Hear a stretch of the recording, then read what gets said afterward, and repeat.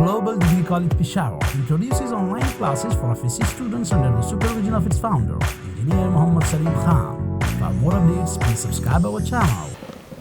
अस्सलाम वालेकुम बेटा, आज मैं वेव्स के चैप्टर में डॉपलर इफ़ेक्ट एक फिनोमेना है वो कर रहा हूँ। डॉपलर साइंसदान का नाम था, अमेरिका से इसका ताल्लुक़ था, मैथमेटिशियन भी था और फिज़िक्स भी था। डॉपलर इफ़ेक्ट क्या है, चलिए आपको कुछ एग्जांपल से समझाता हूँ। सपोज़ एक सोर्स ऑफ साउंड है, यानी एक सीटी बजाता हुआ इंजन है और वो एक लिसनर के करीब जा रहा है। एक सोर्स ऑफ साउंड है, लिसनर के करीब जा रहा है। सपोज़ मैं सोर्स ऑफ साउंड हूँ, सीटी बजाता हुआ इंजन हूँ, पू इस तरह करके लिसनर की तरफ जाऊँगा। आपका जहन क्या है कि अगर मैं इस तरह आवाज़ निकालूंगा पू और आपकी तरफ आऊँगा तो आपको आवाज़ पतली महसूस होती जाएगी या मोटी? मोटी नहीं बेटा, पतली। अक्सर लोग कहते हैं मोटी, मोटी नहीं होती, पतली होती है। क्यों? मुझे ये बताएं, कौन सी आवाज़ कानों को बुरी लगती है, जो तेज़ हो और कौन सी हो, मोटी हो या पतली हो? लाजमन सी बात है पतली। अब लड़के चीख मारते हैं, कान को इतना बुरा नहीं लगता, लड़की चीख मारती है तो कान को बहुत बुरी लगती है। बच्चे चीख मारते हैं वो गले शयार वो गुनदरा लो खोड़। तो जो आवाज़ पतली हो, पतली से मुराद है जिसकी फ्रीक्वेंसी ज़्यादा हो, यानी पिच ज़्यादा हो, वो अगर तेज़ होगा तो आवाज़ कान को बुरी लगेगी। तो अगर एक सीटी बजाता हुआ इंजन आपके करीब आ रहा है तो आपको उसकी आवाज़ बुरी महसूस होती जाएगी। बुरी का मतलब ये हुआ कि आपको उसकी आवाज़ पतली होती हुई महसूस होगी। पतली का मतलब है कि फ्रीक्वेंसी ज़्यादा होती जाएगी। तो मेरा कहने का मकसद ये है कि अगर एक सोर्स ऑफ साउंड लिसनर के करीब जा रहा है तो आवाज़ की फ्रीक्वेंसी जो होगी वो इंक्रीज होती जाएगी। इसी तरीके से अगर एक सोर्स ऑफ साउंड लिसनर से दूर जा रहा है तो याद रखो आवाज़ की फ्रीक्वेंसी जो होगी वो डिक्रीज होती जाएगी। इसी तरीके से अगर सोर्स रेस्ट में है और लिसनर सोर्स के करीब जा रहा है, गाड़ी आपके करीब नहीं आ रही, आप गाड़ी के करीब जाओगे, अगेन आपको उसकी आवाज़ बुरी महसूस होती जाएगी, यानी उसकी फ्रीक्वेंसी जो होगी वो इंक्रीज होती जाएगी। अगर लिसनर दूर जा रहा है सोर्स से, अगेन इस केस में आवाज़ की फ्रीक्वेंसी डिक्रीज होती जाएगी। अगर दोनों एक दूसरे के करीब आ रहे हैं, इस केस में भी फ्रीक्वेंसी ज़्यादा होती जाएगी। अगर दोनों एक दूसरे से दूर जा रहे हैं, सोर्स और लिसनर, इस केस में फ्रीक्वेंसी कम होती जाएगी। याद रखें, जब सोर्स ऑफ साउंड लिसनर के करीब जा रहा है तो आवाज़ की फ्रीक्वेंसी बढ़ती नहीं है, हमें महसूस होती है।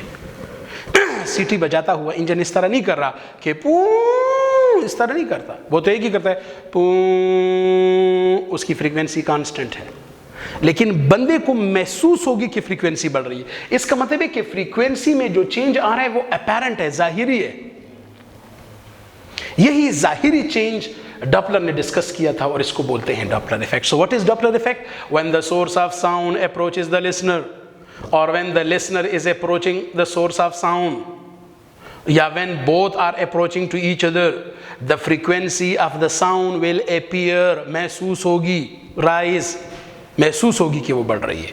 Similarly, when the source of sound is moving away from the listener, when the source of sound is moving towards the listener, or when the listener is moving towards the source of sound, the frequency of the sound will appear to rise. When the source of sound is moving away from the listener, or when the listener is moving away from the source of sound, the frequency of the sound will appear to fall. The rises and falls are occurring in the apparent frequency of the sound. Yeah, the rises and falls are occurring in the apparent frequency of the wave. These rises and falls are known as Doppler effect. So what is Doppler effect? दो definition है। पहली तो ये complete definition. When the source of sound is approaching the listener, or when the listener is approaching the source of sound, the frequency of the sound will appear to rise. Similarly, when the source of sound is moving away from the listener, or when the listener is moving away from the source of sound, the frequency of the sound will appear to fall. The rises and falls in the frequency of the sound, the rises and falls in the apparent frequency of the sound due to the relative motion of the source or listener or both is known as Doppler effect.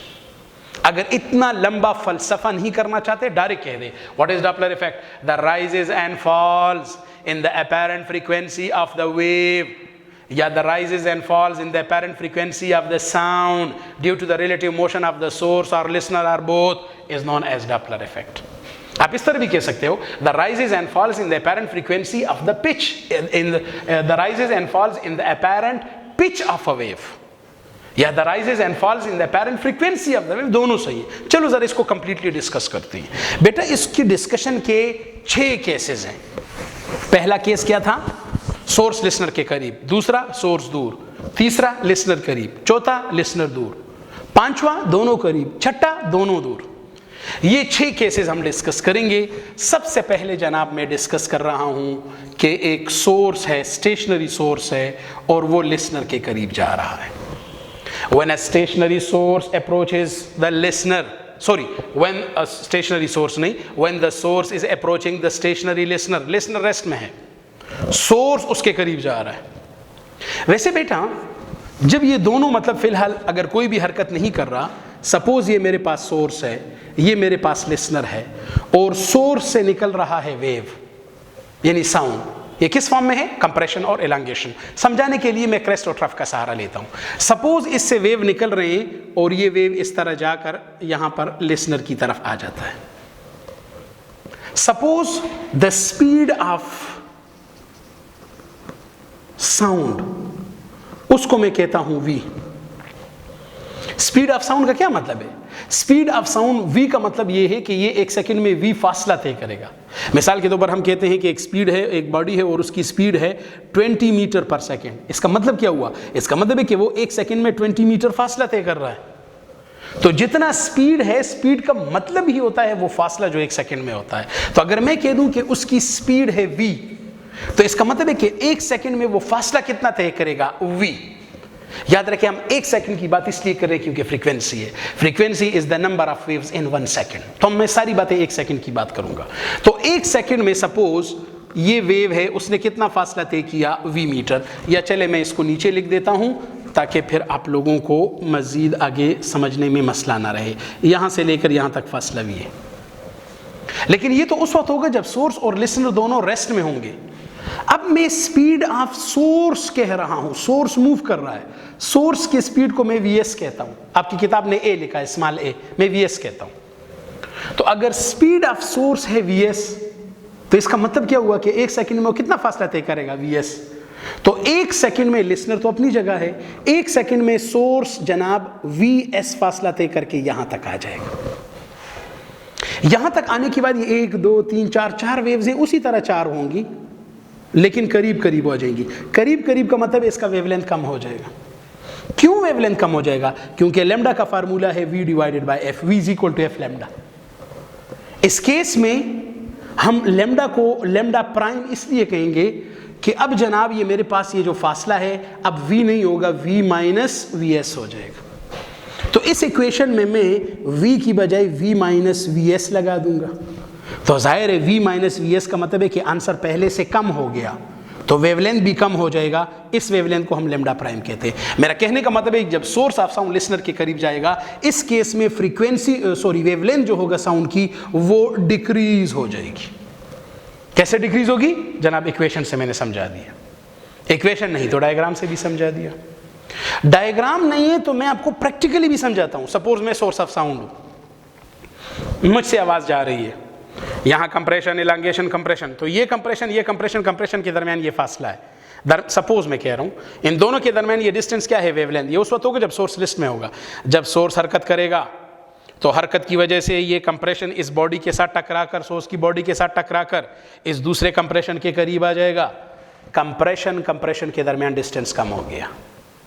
इस distance को क्या कहते हैं, wavelength. इसका मतलब है wavelength कम हो जाएगा। तो जनाब वेवलेंथ जो होगा अब कम हो जाएगा और वो v minus VS divided by f हो जाएगा। तो मैंने आपको प्रैक्टिकली भी समझा दिया कि वाकई वेवलेंथ कम होता है, डायग्राम से भी समझा दिया, फार्मूले से भी यार उसूलन अगर वेवलेंथ कम हो जाए तो होना चाहिए कि फ्रीक्वेंसी ज्यादा हो जाए, लेकिन उनका प्रोडक्ट v जो है वो हमेशा क्या रहे, कांस्टेंट।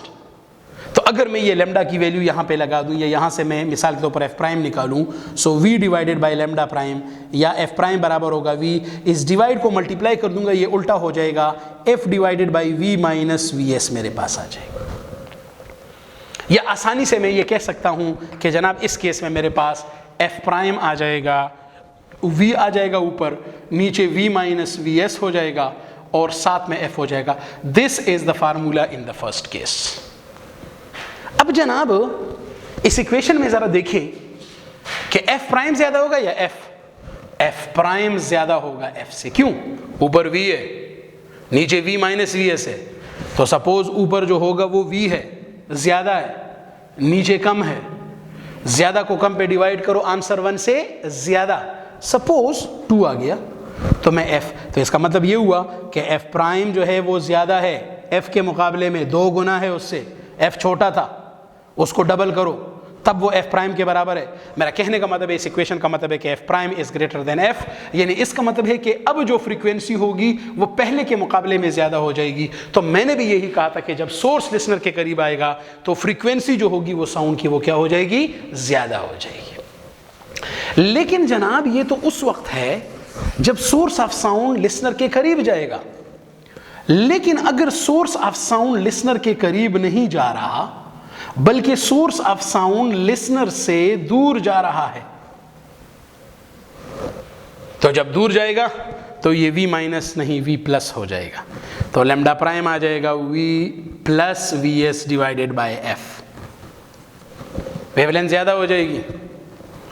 अगर ये मैं इसमें पुट करके, तो ये इक्वेशन मेरे पास एफ प्राइम वी नीचे वी माइनस नहीं वी प्लस आ जाएगा।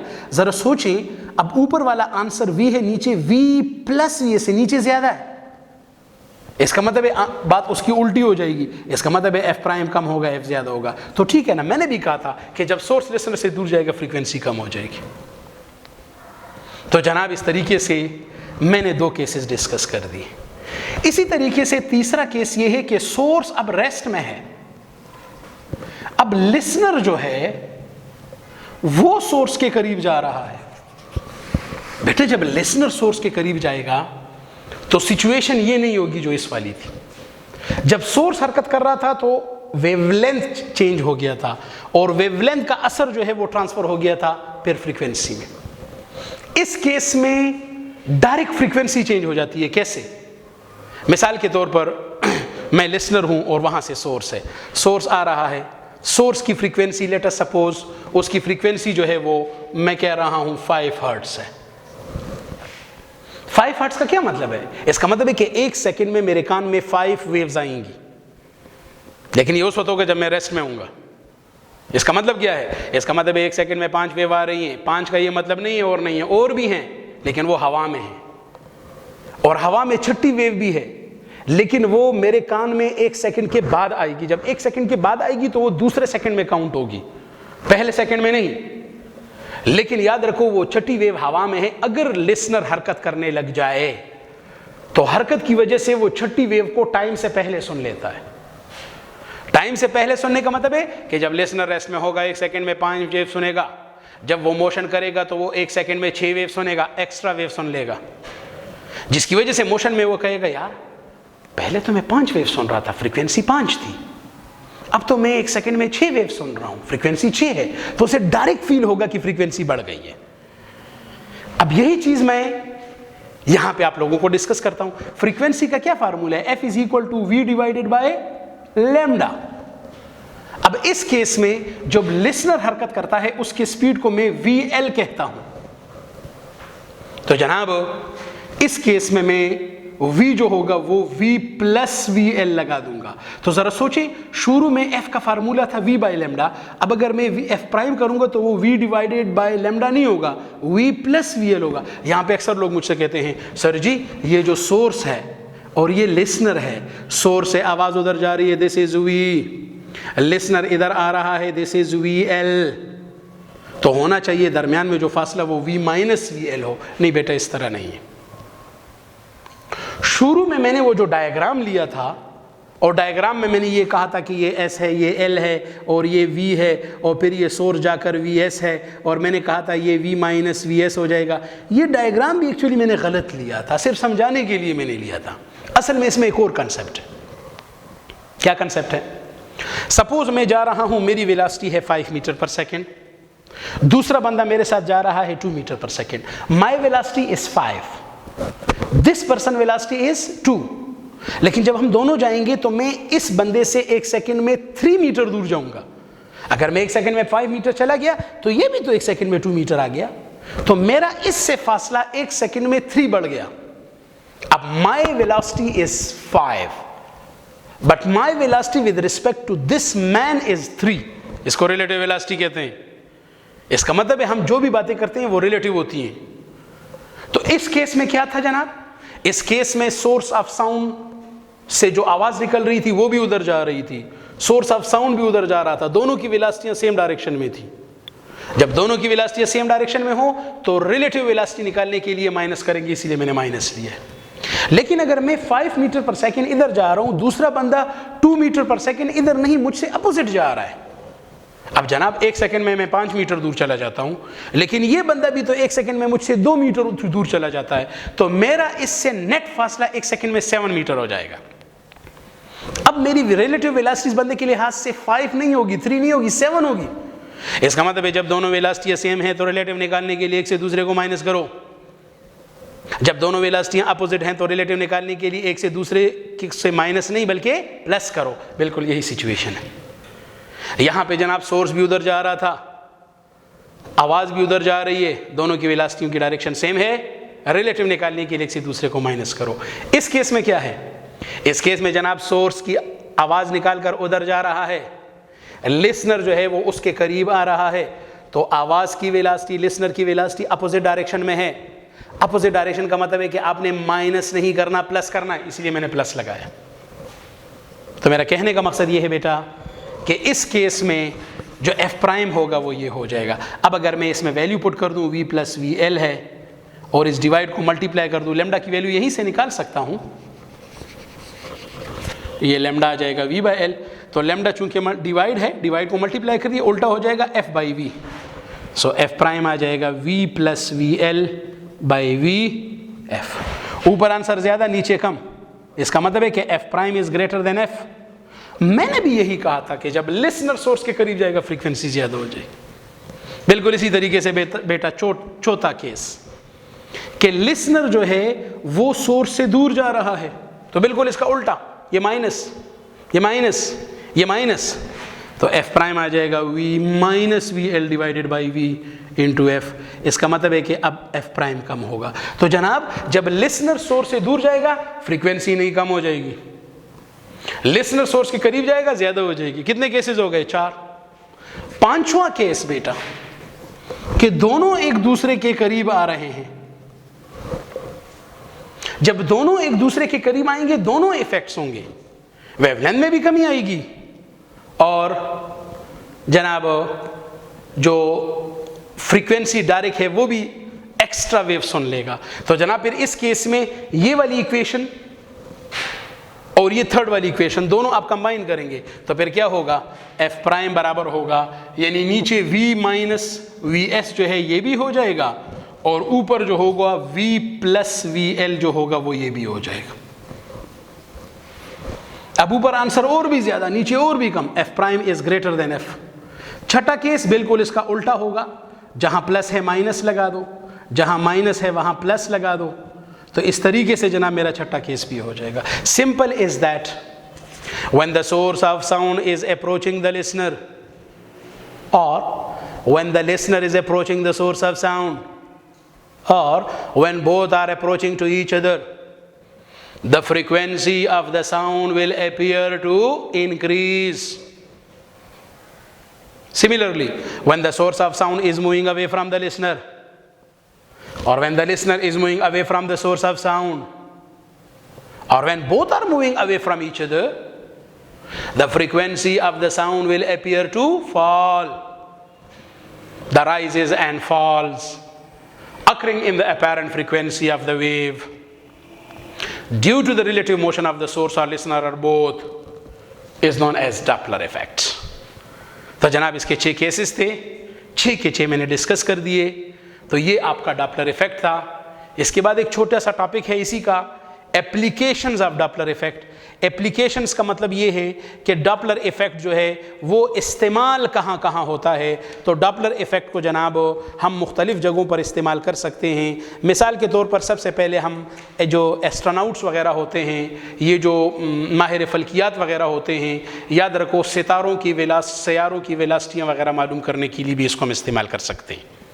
मिसाल के तौर पर हम क्या कर लेते हैं, एक वेव, रेडियो वेव हो गया, इलेक्ट्रो जो भी वेव है, उसको छोड़ देते हैं, किसी भी सियारे के साथ टकरा कर वापस आ जाता है। वापस आकर हम उसको रिसीव करते हैं। रिसीव का मतलब है ये लिसनर हो गया। वो जो सियारे से टकरा कर वापस आ रहा है तो वो सोर्स हो गया। अब अगर फ्रीक्वेंसी बढ़ रही है, सियारा आपके करीब आ रहा है, फ्रीक्वेंसी दूर जा रही है, आपसे दूर जा रहा है, फ्रीक्वेंसी कम हो रही है, सियारा आपसे दूर जा रहा है। इस तरीके से फ्रीक्वेंसी में चेंज मालूम करके इन्हीं इक्वेशन में हम एफ प्राइम और एफ वगैरह पुट करके हम स्पीड्स वगैरह भी निकाल सकते हैं कि जो सोर्स की स्पीड है वो क्या है।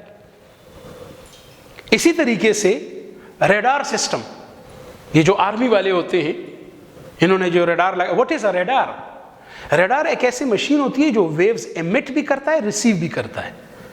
तो उन्होंने रेडार लगाए होते हैं, वो वेव्स एमिट करता है। दुश्मन का जहाज आ रहा है, जहाज के साथ वेव्स टकरा कर वापस आ जाती है, वापस आकर रेडार दोबारा रिसीव भी करता है। अब जब रेडार रिसीव कर रहा है तो ये एक रिसीवर बन गया,